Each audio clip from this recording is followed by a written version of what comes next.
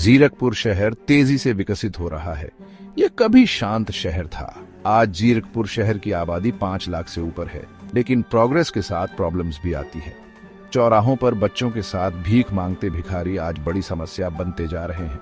कभी इनकी गिनती 1-2 होती थी, लेकिन आज इनकी गिनती सैकड़ों में हो गई है।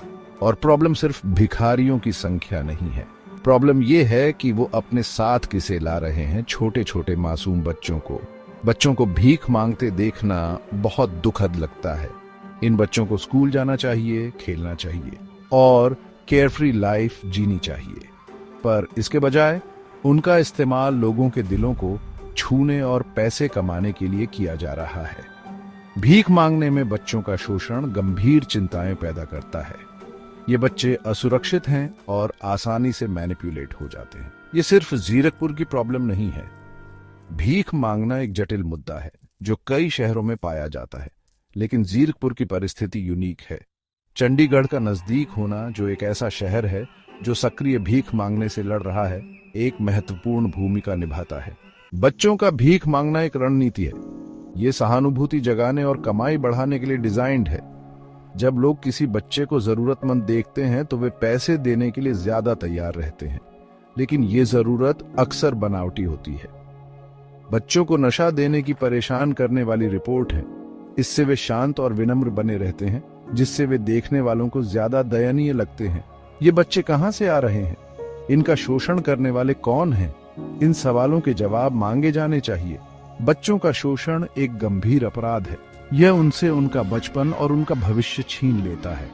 यह याद रखना बहुत जरूरी है कि ये बच्चे पीड़ित हैं। वे हमारे जजमेंट के नहीं, बल्कि हमारी सुरक्षा के डिजर्व करते हैं। पड़ोसी शहर चंडीगढ़ एक स्टैंड ले रहा है। शहर ने भिखारी मुक्त बनने के लिए एक अभियान का शुभारंभ किया है। इस पहल में भिखारियों को रेस्क्यू करना और उन्हें सपोर्ट ऑफर करना शामिल है। यह जनता को भीख मांगने की वास्तविकताओं के बारे में शिक्षित करने पर भी केंद्र करता है। चंडीगढ़ के प्रयास का असर तो हुआ, लेकिन वह जीरकपुर को महंगा पड़ रहा है। भिखारियों ने चंडीगढ़ शहर छोड़ना शुरू कर दिया। वे कहां जा रहे हैं? बड़ी गिनती में भिखारी चंडीगढ़ छोड़कर जीरकपुर में दाखिल हो रहे हैं। भिखारियों का यह तांता जीरकपुर के संसाधन और सामाजिक सेवाएं पर दबाव डाल रहा है।